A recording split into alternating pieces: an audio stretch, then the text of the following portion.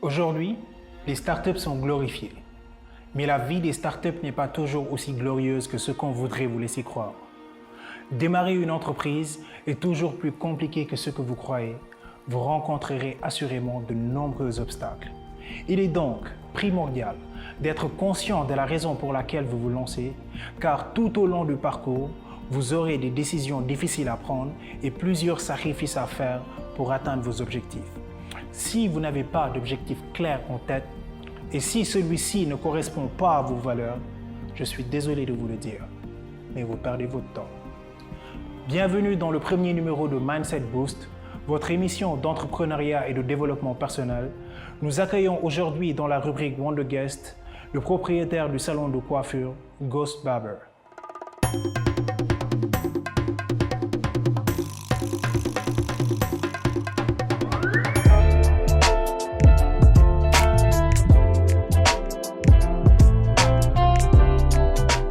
Bonjour à tous, alors moi c'est Aziz Cissé, j'ai 28 ans. Je viens de Paris, dans le 19e. Je suis le propriétaire du salon de coiffure Ghost Barber, qui est situé aux Almadies. Tout d'abord, avant de me consacrer à la coiffure, je faisais de la boxe.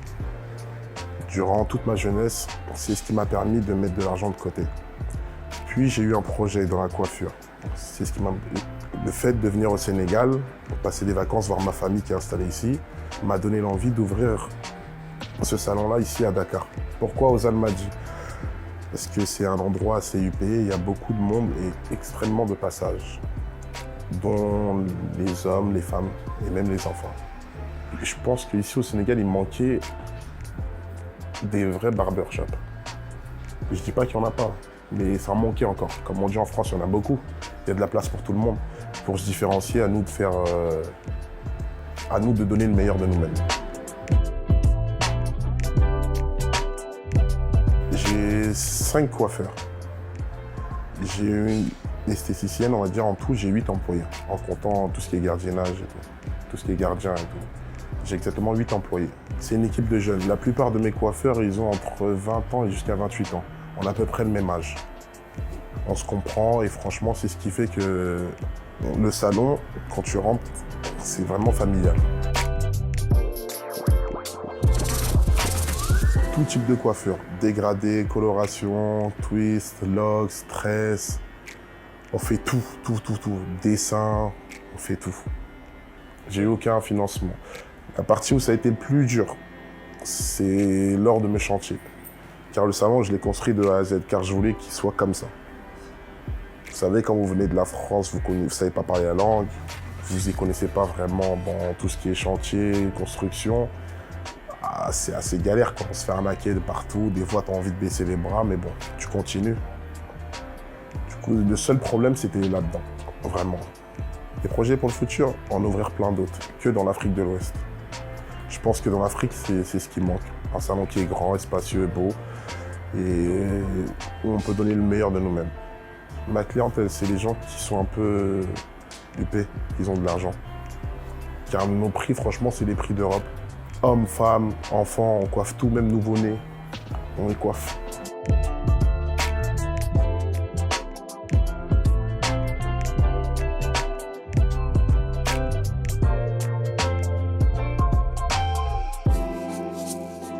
Si vous voulez un conseil, si vous voulez que votre entreprise au Sénégal, elle marche vraiment, il faut vraiment être là tous les jours. Il faut vraiment tous les jours et se donner à fond.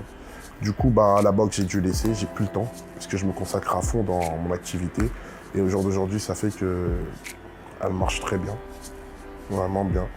Donc, le conseil que je peux donner encore une fois, si vous avez une idée, si vous voulez être entrepreneur au Sénégal, foncez, il y a de quoi faire. Il y a beaucoup de choses à faire ici. Et pas avoir peur.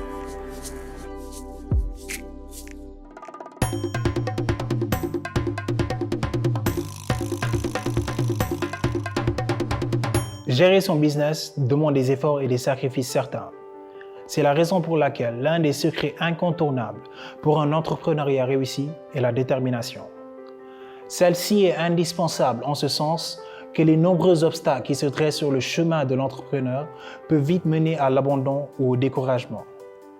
Ainsi, l'entrepreneur se doit de faire preuve de détermination dans ses projets. Dès l'instant qu'il a pris la décision de mettre en place sa propre société, il doit avoir une idée claire de ses objectifs et comment y parvenir. Il doit savoir comment transformer les obstacles en opportunités. Car la personne déterminée est celle qui ne trouve aucune excuse pour ne pas avancer. Aujourd'hui, nous avons l'honneur d'accueillir un grand entrepreneur. Il a investi dans l'immobilier, dans la restauration, dans la logistique. Il a travaillé avec Def Jam Music. Il a plus de 20 000 employés à son actif. Accueillons M. André Amos qui va nous parler de son parcours.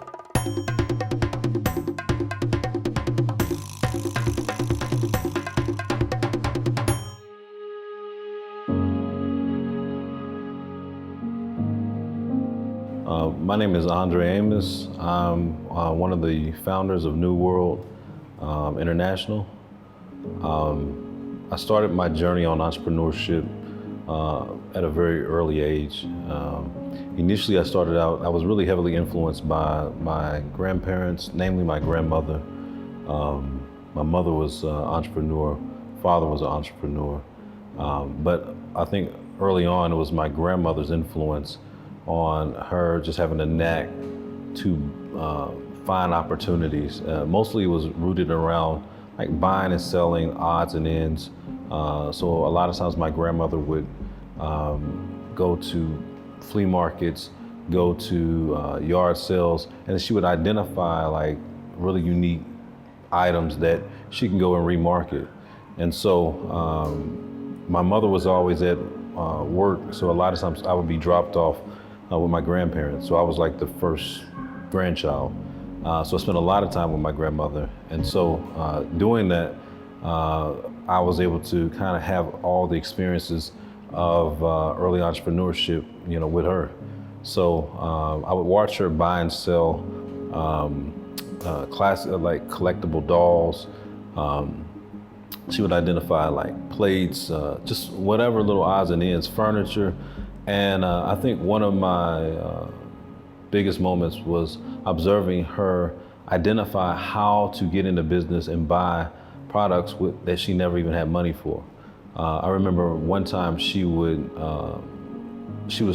at a flea market selling goods, and someone came up and said, "Hey, I see you have like a sofa love seat set, but do you have anything different other than this?"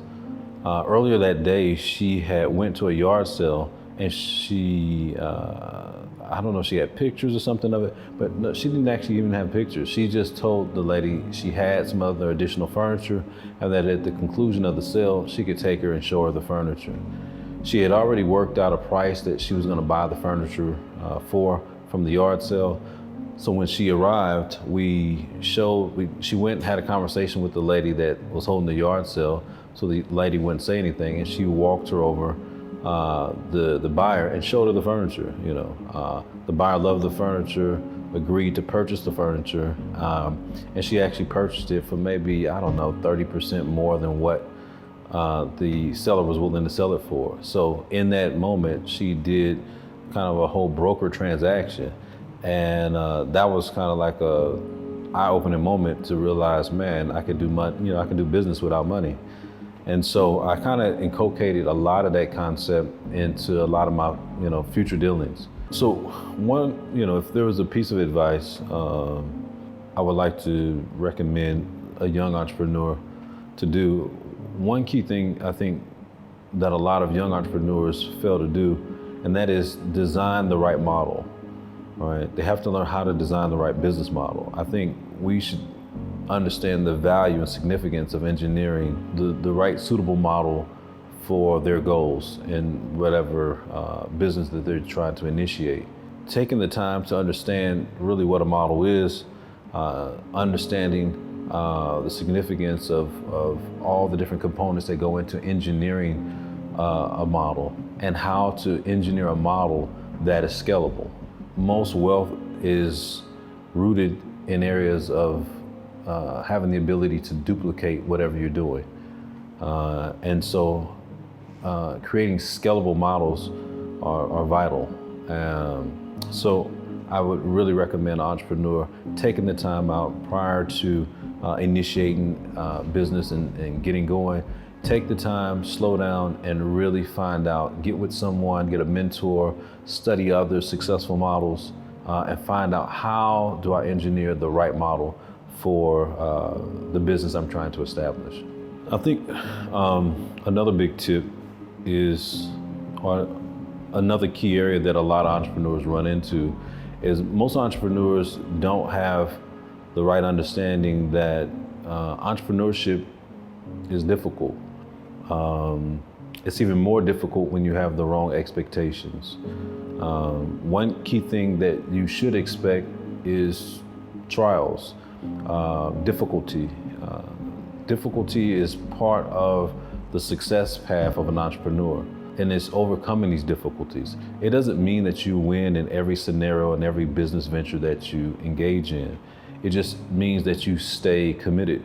And so I think I was roughly around 19 when I was completely determined to just be an entrepreneur.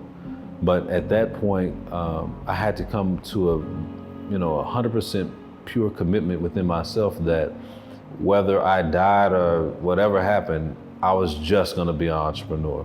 And so if I don't create my business, if my business doesn't work, then I'll just die in the process. But what that created was an absoluteness, and I didn't have any type of wiggle room in my psyche. It wasn't where I could say, sometimes I might get a job, a part-time job, and then do this. No, if I didn't come up with a way to develop a business and rake my livelihood off of my business, then I was gonna be sleeping on the street. And at times I got really close. I essentially was homeless at a couple different scenarios.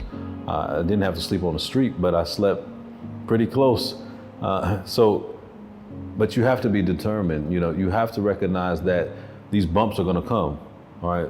They're gonna come again and again, and it's how you get over those bumps, all right? It's just pushing through. I believe, the more and more I started to be able to calculate the threshold of difficulty for each business or engagement that I got into, it created a preparedness. So when trial or difficulty came, I expected it. I wasn't expecting things to be perfect. Nothing in big business is perfect. Nothing in any successful business is perfect. That's why every big company has insurance on their construction. That's why, there's these instruments in place, because that's one thing that's almost guaranteed to come. There is no perfect scenario.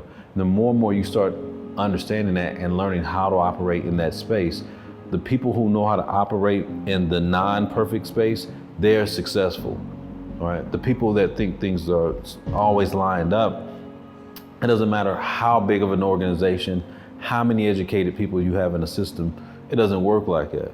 I know a lot of individuals that go to school for business, but most of the individuals that go to school for business normally never have a business, because most of them have been trained to manage a person's business. Managing a person's business and creating a business is two totally different things. Creating a business requires for you to deal with lots of other additional difficulties that come into play. For example, you may have a particular budget that you have and you go out to initiate your business. But what happens when you blow the budget, all right, and your result does not manifest, all right? You have to figure out some way to get over that obstacle and continue to push forward. When you manage somebody's business, they've already built something successful, all right? Now you're gonna come in and add different things to bring order to areas that you may consider chaotic. That's a different thing. It's much easier to manage something that's built versus creating something from scratch. But most people come and approach creating something from scratch with a management mindset. It limits them. They have to understand that when you create something from scratch, the nature of that business is going to be more volatile. That means there's going to be more risks, more inconsistencies, more things that, and you have to allow that risk to come into place, or you won't have enough for that business to be successful, enough energy for it to be successful. Once you have something successful, now you could temper it down and you can add more order because you already have something moving. Most people don't. I used to go over a concept called 80-20, and it was initially when you initiate a business, it has to be 80% chaos, 20% order. And as you progress and move forward in the business, you slowly start changing that percentage. You'll move to 30% order, 70% chaos, 50% order, 50% chaos. If you move too aggressively towards order, you take all the life out of it, all right? And you stagnate the potential growth. So it's critical to understand that some level of volatility or chaos is normal. That's how you create something big. Again, most people have their idea of business incorrectly because, again, they were taught to manage an operation, which is significantly different.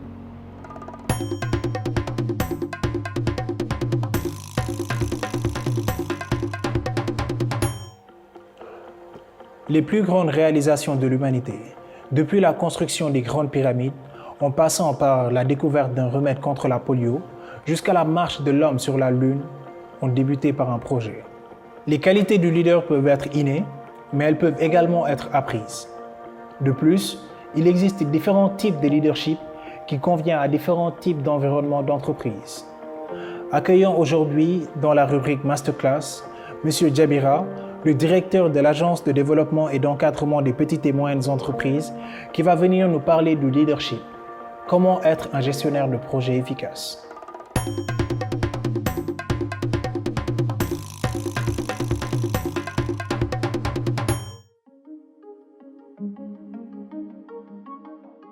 Donc bonjour, Idrissa Diabira, je suis le directeur général de l'ADPME, l'Agence de développement et d'encadrement des petites et moyennes entreprises, et je suis le président d'une association qui s'appelle Ouagadougou Djida, qui est l'association de la communauté soniké au Sénégal. La masterclass d'aujourd'hui a trait au leadership. Comment l'acquérir, comment devenir un leader, comment attirer autour de ses idées, que ce soit ses collaborateurs ou bien toute une société. Il y a un certain nombre d'hommes qui peuvent illustrer cette notion. On peut évoquer des hommes comme Babacar Ngom, le patron de la Sedima. Pareil, il est parti avec quelques petites expériences, des poussins. Il a su développer son activité et devenir l'un des leaders de la sous-région. Qu'est-ce qui caractérise des personnes comme celle-ci? Il y en a sûrement tout autour de vous que vous connaissez, que vous avez vu. Mais vous les voyez à l'état où ils sont peut-être devenus champions. Mais ce qui les caractérise, c'est plusieurs choses. D'abord, la passion de l'activité qu'ils mènent et le temps qu'ils n'ont jamais cessé de compter pour pouvoir maîtriser leur art. Que ce soit dans l'événementiel, que ce soit dans l'agroalimentaire, dans leur secteur donné, en se consacrant ou en allant chercher ce qui se faisait le meilleur autour d'eux ou aux quatre coins du monde, en apprenant des autres, en apprenant de leurs échecs, passionnés en ne comptant pas leurs heures par rapport à ce qu'ils étaient en train de faire. Et ça, c'est un élément absolument essentiel de leur maîtrise de leur métier, de leur expertise, même si au départ, ils n'étaient pas forcément des spécialistes du secteur dans lequel ils étaient. La deuxième chose, c'est la vision qu'ils avaient de leur activité. Où est-ce qu'ils souhaitaient aller dans l'activité dans laquelle ils étaient entrés, devenir les leaders sous-régionaux, nationaux, voire sous-régionaux de l'événementiel ou de l'agroalimentaire ou du secteur du numérique. Peut-être c'était des visions pour certains qui étaient trop élevées, mais une profonde conviction qu'ils avaient un service, des atouts pour combler un manque parce que des acteurs de l'international y étaient ou parce que globalement il n'y avait pas encore des acteurs nationaux susceptibles d'apporter des éléments de réponse. Et donc se projeter sur là où on souhaite arriver, pas comme une finalité, mais comme un moteur de son engagement, de son implication, une vision qui était une vision claire de ce qu'il souhaitait. Enfin, l'action, parce que ce sont des personnes qui ont su progressivement, pas à pas, mener leur activité pour atteindre cette vision. Une citation que l'on prête à Mandela dit que une vision sans action est un rêve, une des actions sans vision est du temps perdu, mais une vision suivie d'action peut changer le monde. Et souvent, ces personnes que l'on prend pour référence, que l'on admire, quel que soit leur secteur, artistique, professionnel, universitaire, savent allier cette vision, cette action, pour pouvoir arriver là où ils le souhaitent. J'ajouterais certainement une chose qui est remarquable, c'est une grande partie de ces personnes-là, c'est l'humilité. L'humilité, c'est celle qui permet non seulement de se remettre en cause, mais d'être à l'écoute de ce que d'autres peuvent être amenés à faire, qu'ils soient dans votre secteur ou pas. C'est ce qui permet d'ouvrir un livre et de se dire qu'on va pouvoir y apprendre quelque chose, de regarder une expérience ou de regarder des expériences dans d'autres secteurs pour pouvoir enrichir votre grille d'analyse, votre boîte à outils d'action. Voilà, c'est ce qui permet de se remettre en cause, peut-être parce que c'est un long parcours de gravir une montagne, d'avoir un certain nombre de certitudes, mais pas des certitudes qui rendent aveugle, des certitudes qui permettent de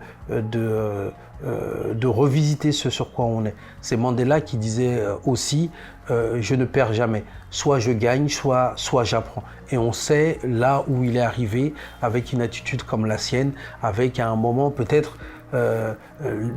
qu'il aurait pu avoir la tentation de se croire arrivé. Mais pourtant, ce qui le caractérise, c'est l'humilité. Et c'est l'humilité, je pense, qui caractérise les personnes qui parviennent à faire des grandes choses. C'est l'humilité, le travail, la vision, la persévérance qui permet à vos collaborateurs, à ceux qui vous entourent, de prendre exemple sur vous.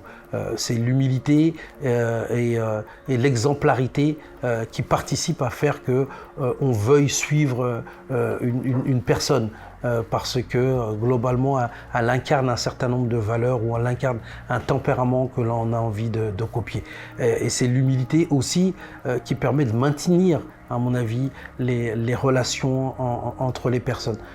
Parce que on peut reconnaître ses erreurs, appréhender les qualités des uns et des autres et faire en sorte de réunir les personnes susceptibles de vous aider à accomplir vos rêves, à accomplir votre passion, à gravir les marches qui vous amènent vers la vision que vous avez pu élaborer. Et je pense que ces éléments, ce sont des éléments qui peuvent être utiles à ceux et celles qui parfois se disent comment est-ce que tel ou tel champion a pu faire, quels ont été les ingrédients utiles pour permettre à telle ou telle personne de réussir. Et on les a, à mon sens, en soi-même, souvent autour de soi, avec des personnes que l'on rencontre, que l'on regarde ou que l'on admire. Il s'agit ensuite de les forger et de se battre pour les asseoir en soi et grandir et accomplir ses rêves.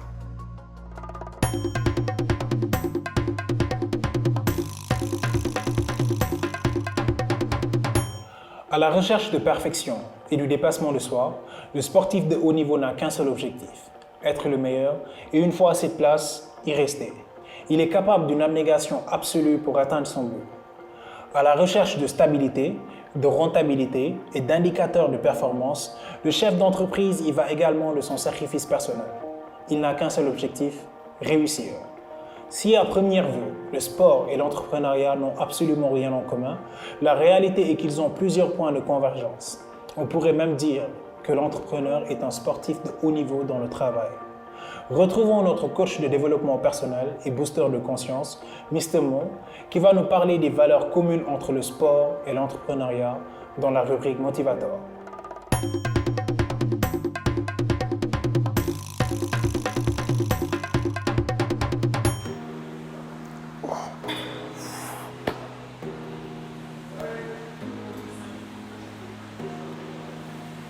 Hello la famille, j'espère que vous vous portez, vous tous, à merveille. Mr. Mo Mindset, votre fournisseur d'énergie positive et booster de conscience. Aujourd'hui, comme vous le voyez, nous sommes dans une salle de sport. Comme on parle motivation, on va parler du sport et on va parler de l'entrepreneuriat. Vous allez me dire qu'il n'y a pas de rapport. Ben si, il y en a. Pour comprendre ça, il faudrait savoir d'abord qu'est-ce que c'est que l'entrepreneuriat, qu'est-ce que c'est que le sport, qu'est-ce que c'est que l'entrepreneuriat. Aujourd'hui, c'est la poursuite de nos opportunités au-delà des ressources que nous contrôlons. Et celui qui pratique l'entrepreneuriat est appelé entrepreneur. Il a un mindset et il est dans cette compétition avec d'autres personnes quand il voudra créer son entreprise, quand il voudra que son entreprise puisse atteindre un niveau extrême. Et qu'est-ce que c'est que le sport? Aujourd'hui, le sport, c'est un ensemble d'activités physiques qui peut aboutir aujourd'hui à des sports individuels ou bien des sports collectifs aujourd'hui qui vont en compétition la plupart du temps. On entend tout le temps compétition, compétition. Et ils ont ce point en commun là. Ils ont pas mal d'autres, mais c'est le point culminant de ces deux-là. Et pourquoi on dit qu'un entrepreneur est un sportif de très très haut niveau? Et tout de suite, nous allons vous montrer les différents points en commun.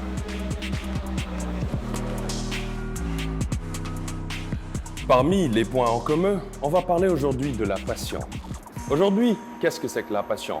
Un amour intense pour une chose jusqu'à en perdre notre propre contrôle. Et ils ont ce point en commun-là, l'entrepreneur et aussi le sportif.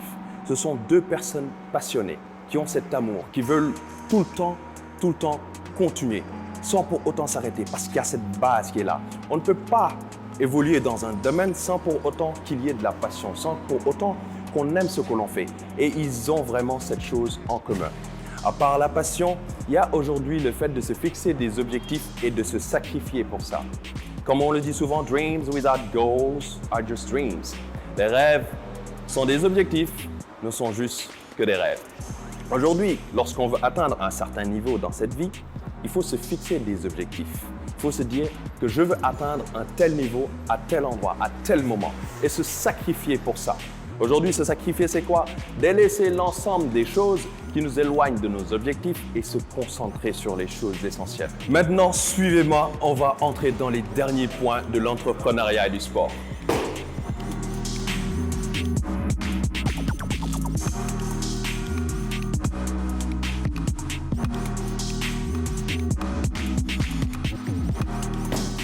L'esprit d'équipe. Aujourd'hui, un sportif de haut niveau qui est en train de compétir dans une équipe a besoin de ces éléments aujourd'hui pour aller marquer, pour aller gagner.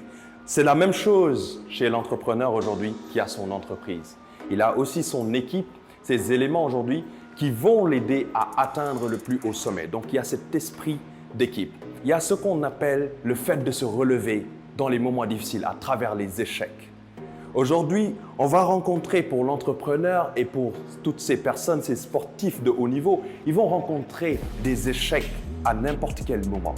Et dans ces moments-là, il faut apprendre à se relever. It's not about how hard you can hit, it's about how hard you can get hit and keep moving forward. C'est aujourd'hui la manière dont vous vous relevez à travers ces échecs quand on vous frappe. C'est ça l'essentiel, non pas ce que vous donnez. Alors, ils ont cet esprit de compétitivité à vouloir se relever tout le temps quand ils tombent. Et ça, c'est une force. Et en dernier, la détermination.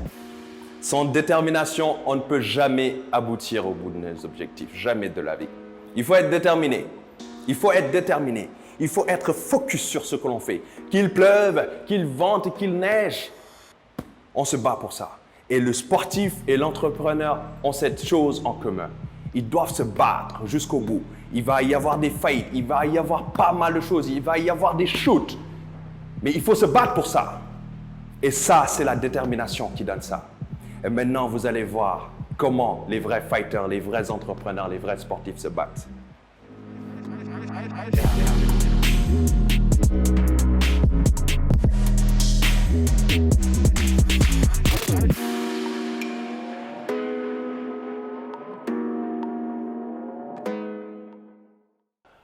Mindset Boost, votre émission d'entrepreneuriat et de développement personnel qui vous aide à libérer votre génie, touche à sa fin. J'espère que vous en avez tiré des leçons. On se donne rendez-vous très bientôt pour un prochain numéro. Entre-temps, prenez bien soin de vous. Et n'oubliez pas, ne cherchez pas le succès. Cherchez plutôt à avoir de la valeur.